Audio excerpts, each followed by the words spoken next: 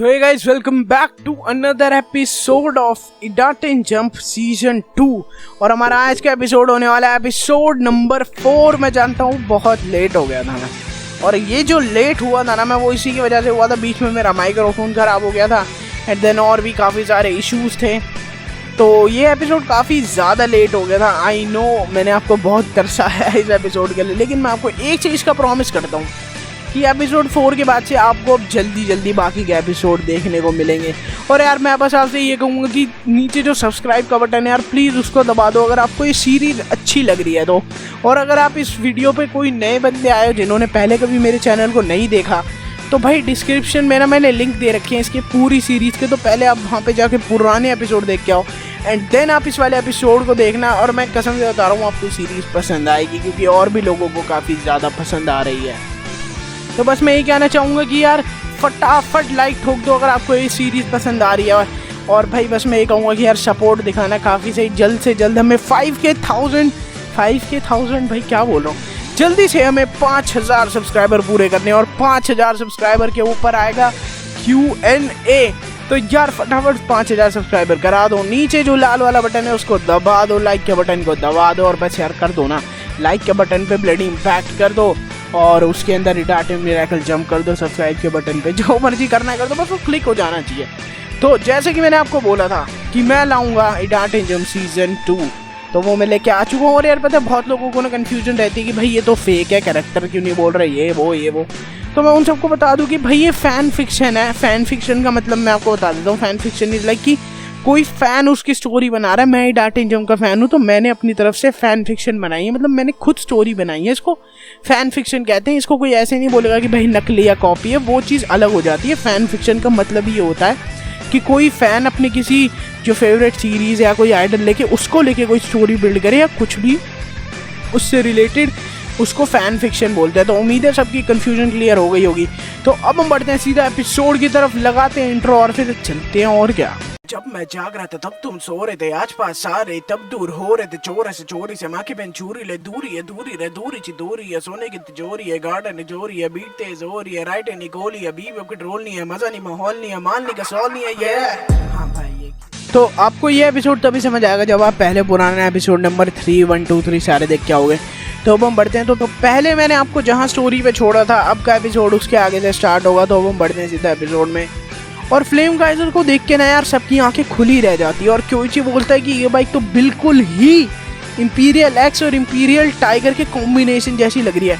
ये सुन के ना ककेरू काफ़ी हंसता है और बोलता है कि हाँ मैंने इसको ऐसे ही मॉडिफाई करने की कोशिश करी थी, और मैंने इसको मॉडिफाई करने में अपनी सारी नॉलेज, मतलब जो भी मुझे आज तक पता है MTVs के बारे में, मैंने इसके अंदर वो अपनी सारी नॉलेज डाल दी है, तब जाके फ्लेम काइजर ऐसी बनी है। और मैं फ्लेम काइजर को कभी भी ऐसा मॉडिफाई नहीं कर पाता अगर मैंने शो के डैड से ट्रेनिंग नहीं ली होती तो। और मैंने अब फ्लेम काइजर के अंदर एक काफ़ी ज़्यादा यूज़फुल एक फ़ीचर डाल दिया है जो हमें इंपीरियल टाइगर में देखने को मिलता था, कि अब फ्लेम काइजर भी राइडर का पोस्चर ठीक कर सकती है। जैसे जैसे कोई भी राइडर उसको चलाएगा तो वो राइडर का पोस्चर भी ठीक करती रहेगी, जो कि फ्लेम काइजर के अंदर अब बहुत बढ़िया चीज़ हो चुकी है। तभी क्योइची बोलता है कि ककेरू तुमने तो काफ़ी अच्छा काम किया बाइक के अंदर। सब तारीफ़ ही कर रहे होते, तभी पीछे से शो की आवाज़ आती है कि बाय बाय साथियों, मैं जा रहा हूँ, एक राइड लेके आता हूँ फटाफट। ये सब सुन के क्योइची बोलता है कि भले ही हम सब बड़े हो गए लेकिन शो आज भी MTV के लिए उतना ही दीवाना है जितना वो पहले था, और ये बात ही तो उसको सबसे अलग बनाती है। तो ऐसी उनकी बातें चलती रहती हैं, आपस में बात करते रहते। तभी शो भी वापस आ जाता है फटाफट अपनी छोटी सी राइड पे से। शो आके ककेरू को बोलता है कि अरे मेरे भाई तुमने तो कमाल कर दिया है यार, अब फ्लेम काइजर पहले से और भी अच्छी हो गई है। ककेरू बोलता है कि थैंक यू शो, कोई दिक्कत नहीं है, आखिर हमने साथ में काफ़ी बड़ी रेसेस जीती हैं, और इतना तो चलता रहता है यार, हम भाई हमने साथ में बहुत चीज़ें करी, हमने साथ में पूरे एक्सोन को सर्वाइव करा, इतना तो कर ही सकता हूँ मैं तुम्हारे लिए। और फिर ककेरू सबको ड्रिंक्स ऑफर करता है कि ये लो भाई कोल्ड ड्रिंक पी लो, थोड़ा चिल करो सब लोग, मतलब अब मेरे गैराज पे आए हो तो लो थोड़ा कोल्ड ड्रिंक वगैरह पियो और थोड़ा मतलब मस्त रिलैक्स करो यहाँ पे। फिर एकदम से सब लोग कोल्ड ड्रिंक पी रहे होते हैं, तभी क्योइची ना थोड़े सीरियस मूड में हो जाता है और वो बोलता है कि शो फिर तुमने अब क्या सोचा है कि तुम आखिर उसको कैसे हराओगे। और ये सब सुनने के बाद शो भी थोड़ा सा टेंशन में आ जाता है और बोलता है कि हमारे पास और कोई रास्ता नहीं है सिवाय कि मैं उससे रेस करूं। और तुम सब ने तो अपनी पूरी मदद कर दी जो तुम मेरी मदद कर सकते थे, जैसे ककेरू ने मेरी बाइक को पूरा फाइन ट्यून कर दिया, और क्योइची तुमने, मकोटो, मतलब सब लोग तुम मेरा साथ दे रहे हो। और अब जो सब कुछ मैटर करता है वो मेरे स्किल्स पे करता है, मेरे ऊपर पड़ता है, और ये मेरे लिए काफ़ी ज़्यादा प्रेशर वाली बात है, लेकिन मैं पूरी कोशिश करूँगा कि मैं उसको उस रेस में हरा पाऊँ। हालांकि अब मेरे ऊपर ही सब कुछ डिपेंड करता है, सब लोगों की ज़िंदगी, सब कुछ। ये सब सुन के फिर ककेरू बोलता है कि शो यार तुम ज़्यादा टेंशन मत लो, सब ठीक हो जाएगा। तभी मकोटो भी सेम चीज़ कहती है कि शो तुम ज़्यादा टेंशन मत लो, सब कुछ ठीक हो जाएगा। और ऐसे ही बात करते करते उनकी शाम हो जाती है। फिर सब लोग ऐसे ही आपस में मिलते हैं कि ठीक है हम मिलते हैं कल। फिर ये सब होता है, उनके बीच में बातचीत होती है, सब बाय बाय कहते हैं एक दूसरे को, और बाय बाय कहने के बाद सब अपने घर को निकल जाते हैं। और शो जब अपनी फ्लेम काइजर को चला रहा होता है तब वो काफ़ी खुश होता है, क्योंकि फ्लेम काइजर यार अब बहुत ज़्यादा मस्त बाइक बन चुकी है। चलाने के वक्त भी शो कहता है कि यार ये बाइक तो काफ़ी ज़्यादा सही हो गई, पहले से भी काफ़ी ज़्यादा सही बाइक हो चुकी है फ्लेम काइजर। और फिर जब शो घर पहुंच जाता है तो वो घर के अंदर बैठा रहता है और शो सोचने लग जाता है कि अब सब कुछ उसके ऊपर डिपेंड करता है, और वही एक ज़रिया है जिसके ज़रिए से वो लोग एक जोन में जा सकते हैं।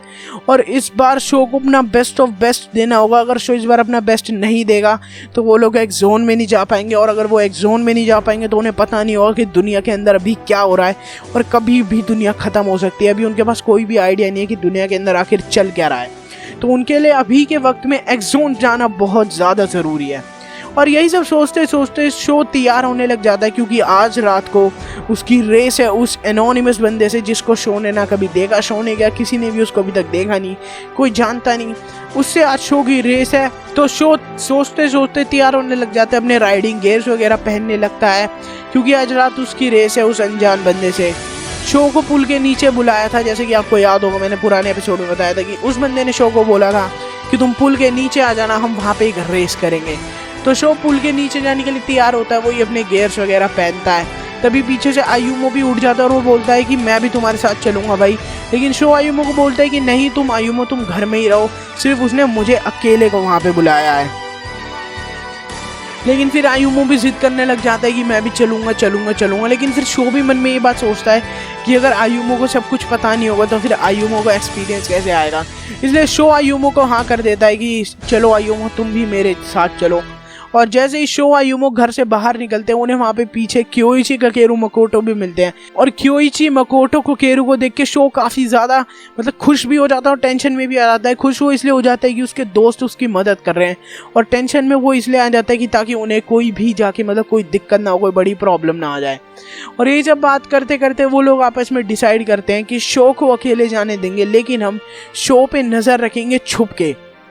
और फिर शो भी कहता है चलो ठीक है कि तुम लोग पीछे कहीं छुप जाना, तुम मुझे देखते रहना, और हम उसको ऐसा दिखाएंगे उस अनजान बंदे को कि सिर्फ शो ही वहाँ पे है, लेकिन बाकी सारे आयुमो ककेरू क्योइची सब वहीं पे छुपे हुए होंगे। और यही सब इनकी बातें चलती रहती हैं। फिर आपस में सब लोग निकल जाते हैं, और रात के काफ़ी ज़्यादा रात हो रखी होती है, मतलब सड़कों की सिर्फ लाइट की वजह से ही उन्हें दिख रहा होता है, और सब निकलते जाते चलते जाते हैं। और तभी फिर ये लोग पुल के पास आने ही वाले होते, तभी शो कहता है कि क्योइची वगैरह तुम सब लोग अब जाके छुप जाओ, यहाँ से मैं अकेले ही आगे जाऊँगा। सब लोग छुप जाते हैं, और अब शो यामाटो हमारा पुल के नीचे खड़ा हुआ है, और वहाँ पे अभी कोई भी बंदा नहीं है, मतलब वहाँ पे परिंदा भी पर नहीं मार रहा। शो वहाँ पे पूरी घनी रात में सिर्फ अकेला शो वहाँ पे खड़ा हुआ है, और यही सब सोचता शो फिर यही खड़ा हुआ, और फिर यही सब देख के शो भी सोचने लग जाता है कि आखिर वो बंदा कहाँ है। और तभी शो की पलक झपकती है, और पलक झपकते ही शो को पीछे से आवाज़ आती है कि कैसे हो तुम। शो एकदम से डर जाता है कि ये एकदम से आवाज़ कहाँ से आई, और इस आवाज़ को सुन के मतलब शो काफ़ी ज़्यादा डर जाता है, क्योंकि उसने सिर्फ एक पलक झपकाई है, और तभी उसके कानों में आवाज़ आती है कि कैसे हो तुम। तो ये काफ़ी ज़्यादा डरावना मूवमेंट सा हो जाता है। और फिर शो अपने मतलब थोड़ा साइड में देखता है तो उसे दिखता है कि वहाँ पे वो अनजान बंदा आके खड़ा हो चुका है, और शो की नज़र उसकी बाइक पे जाती है, और शो की आंखें रोशनी से बंद होने लग जाती हैं, मान लो किसी ने पूरे अंधेरे में फ्लैश लाइट जला दी हो और वो सीधा तुम्हारी आंखों पे मार रहा हो। और ये सब देख के शो अपनी आंखों पे हाथ रख लेता है ताकि वो क्लियरली देख पाए कि आगे क्या हो रहा है। और फिर ये सब देखने के बाद शो काफ़ी ज़्यादा शॉक्ड हो जाता है, क्योंकि उस राइडर की बाइक बहुत ही ज़्यादा चमक रही होती है, मानो जैसे कोई वो अलग ही स्टार हो, जैसे सूरज या स्टार तारे हो, वो इतनी चमक रही होती है कि वो मतलब घनी रात में भी बहुत अलग ही चमकती है, बहुत तेज़। और सबसे ज्यादा हैरान तो शो इस बात पे होता है कि इतनी घनी रात में भी उसकी बाइक इतनी ज्यादा कैसे चमक रही है। और शो उसकी बाइक को मतलब घूर ही रहा होता है, उसको देख रहा होता है कि ये बाइक कैसी है। तभी वो ओपोनेंट शो के आगे चुटकी बजाता है और कहता है कि कहाँ खो गए भाई। और फिर वो ओपोनेंट हंसने लग जाता है। शो कहता है कि तुम्हारी बाइक तो बहुत ज़्यादा अच्छी है। वो कहता है कि हाँ हाँ मालूम है यार, सब यही कहते हैं, चलो अब रेस पे ध्यान देते हैं, इन फालतू की चीज़ों में कुछ नहीं रखा। और फिर ऐसे ही उन लोगों की रेस चालू होने लग जाती है। सब अपने ड्राइव लॉन्चर वगैरह सेट करते हैं। उन लोगों की फिर रेस चालू होती है और उनके ड्राइव लॉन्चर वगैरह सब सेट करे जाते हैं। और वो उसे बताता है कि हम यहाँ से स्कूल तक जाएंगे और वहाँ पे जाके वापस हमें यहीं पे आना है, और जो पहले यहाँ पहुँचेगा वो ही ये रेस जीतेगा। यही सब इनकी बात हो रही होती है। वो उसको ट्रैक समझाता है कि हमें स्कूल तक जाना है, फिर यहाँ पे हमें वापस आना है, और जो यहाँ पहले आएगा वो ही जीतेगा। इन सब के बीच में मतलब सब कुछ स्टार्ट हो जाता है। फिर भी शो उसकी बाइक को ही घूरता रहता है क्योंकि उसकी बाइक बहुत अलग ही चमक रही होती है पूरी घनी रात के अंदर भी। और फिर गाइस आखिरकार इनकी रेस चालू हो ही जाती है। शो अपनी पूरी ताकत से बाइक को चला रहा होता है, मतलब कुत्तों की तरह भगा रहा होता है शो। और शो पीछे देखता है कि वो राइडर तो थोड़ा पीछे रह गया, और शो सिर्फ एक स्माइल करता है कि चलो मैं उससे आगे निकल गया। तभी शो के पीछे से बहुत बड़ा सा जंप लेके वो अपोनेंट सीधा शो के आगे ही आ जाता है। और आगे आने के बाद वो शो को पीछे देखता है और एक ईविल स्माइल देता है और फिर वो शो को पीछे देखता है और एक ईविल स्माइल देता है। और ये सब देख के शो भी अंदर मन के अंदर कहता है कि ये तो सही में काफ़ी अच्छा राइडर है। तभी वो स्ट्रेंजर एक मूव इस्तेमाल करता है जिस मूव का नाम होता है इल्यूज्ड। और इस मूव के अंदर अपोनेंट को लगता है कि सब कुछ सही हो गया, वो बिल्कुल रिलैक्स्ड हो जाता है। और इस मूव को इस्तेमाल करने के बाद शो को भी ऐसे लगता है कि मतलब रेस वेस कुछ नहीं हो रही, वो सिर्फ मतलब पूरी अपनी ज़िंदगी में चिल मूड में चला जाता है और शो काफ़ी ज़्यादा रिलैक्स्ड हो जाता है। मतलब शो एक तरीके से एक इल्यूजन में बंद हो जाता है कि सब कुछ सही है, और शो काफ़ी धीरे मस्त अपनी बाइक को मतलब चिल मूड में चलाने लग जाता है। तभी शो की बाइक के आगे एक पत्थर आ जाता है बड़ा सा, जिससे शो की बाइक टकराती है और शो नीचे गिर जाता है। और नीचे गिरने की वजह से शो का जो इल्यूजन होता है वो भी टूट जाता है। और इल्यूजन टूटने के बाद शो रियलाइज करता है कि वो काफी ज्यादा पीछे रह गया रेस में, और वो ये रेस अब हार भी सकता है। और जैसे ही शो को होश आता है तभी शो देखता है कि वो बहुत ज्यादा पीछे रह चुका है उस अनजान बंदे से। और शो को लगता है कि अब वो रेस तो बिल्कुल हार ही चुका है क्योंकि वो उससे काफी ज्यादा आगे निकल चुका है। लेकिन जैसे ही आप सब लोगों को पता होगा कि शो यामाटो शॉर्टेस्ट रूट ढूंढने में काफी ज्यादा माहिर है, तभी वो घरों की छत पे से बनी हॉप करते करते उस राइडर के पास पहुंचता है। और वो राइडर मन में कहता है कि शो तुम में कुछ तो खास है, वरना कोई ऐसे कर नहीं पाता इतनी जल्दी। और गाइस जब वो दोनों आगे पीछे ही चल रहे हैं, वो राइडर शो से आगे चल रहा है, शो से थोड़ा सा पीछे चल रहा है, काफी ज्यादा टक्कर का मुकाबला चल रहा है यहाँ पे, और फिनिश लाइन आने ही वाली है। तभी शो इडाटन जंप के लिए जंप लेता है। तभी अपोनेंट कहता है कि इतना आसान नहीं है शो यामाटो, और फिर वो हंसने लग जाता है। तभी शो के आगे बहुत तेज लाइट आती है, बहुत तेज फ्लैश आता है, जैसा मान लो कि वो बिल्कुल सामने उसके किसी ट्रक से टक्कर होने वाली है। इतनी तेज फ्लैश लाइट उसकी आंखों पे पड़ती है और शो नीचे गिर जाता है। और शो के नीचे गिरने के बाद क्योंकि शो को कुछ दिखता नहीं है, इसलिए शो नीचे गिर जाता है, उसे कुछ समझ नहीं आता, इसलिए वो हाफ इडाटन जंप में ही नीचे गिर जाता है।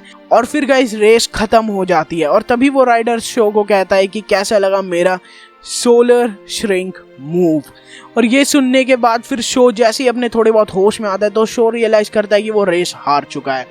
और शो काफ़ी ज़्यादा शॉक्ड हो जाता है कि वो ये रेस नहीं जीत पाया, और मतलब वो शो काफ़ी ज़्यादा मायूस हो जाता है कि अब सब खत्म हो चुका है, अब शो कुछ भी नहीं कर सकता। शो काफ़ी ज़्यादा सैड हो जाता है। तभी वो राइडर बोलता है कि शो मैंने जितना सोचा था तुमने उससे तो अच्छा ही किया है, और आई गेस कि तुम अभी भी लायक हो एक जोन में जाने के लिए। और तभी वो राइडर तेज की चिल्लाता है कि क्योइची मकोटो वगैरह तुम सब बाहर आ सकते हो, और शो को उठाओ और यहाँ से ले जाओ। और शो अभी काफ़ी ज़्यादा जख्मी है, वो चलने की हालत में नहीं है। तभी शो चिल्ला के बोलता है कि तुम्हें कैसे पता कि क्योइची वगैरह सब यहाँ पे है, और तुम्हें इनके नाम कैसे पता। तभी वो राइडर कहता है कि इतना मत सोचो शो, और हाँ मैं तुम लोगों की मदद करने को तैयार हूँ। और फिर ये सब सुन के शो वगैरह काफ़ी ज़्यादा शॉक्ड भी होते हैं कि उसको ये सब बातें कैसे पता है। और फिर वो लोग खुश भी हो जाते हैं कि चलो वो उनकी मदद कर रहा है। और वो राइडर उनकी मदद इसलिए करता है क्योंकि उसे अभी भी वो स्पार्क दिखता है शो के अंदर कि हाँ शो अभी भी लायक है एक जोन में जाने के लिए। तो गाइस ये था हमारा आज का एपिसोड। उम्मीद है आपको आज का एपिसोड पसंद आया होगा, और अगर आपको आज का एपिसोड पसंद आया तो यार फटाफट लाइक का बटन ठोक दो, सब्सक्राइब कर दो यार, कर दो यार, 5000 सब्सक्राइबरों पे पहुंचा दो गाइस। तो बस मैं मिलता हूँ आपको सीधा अगले एपिसोड में या फिर अगली कोई लाइव स्ट्रीम में। तो बस मिलते हैं आपको सीधा, और क्या बोलूँ अभी, बाय बाय, सायोनारा।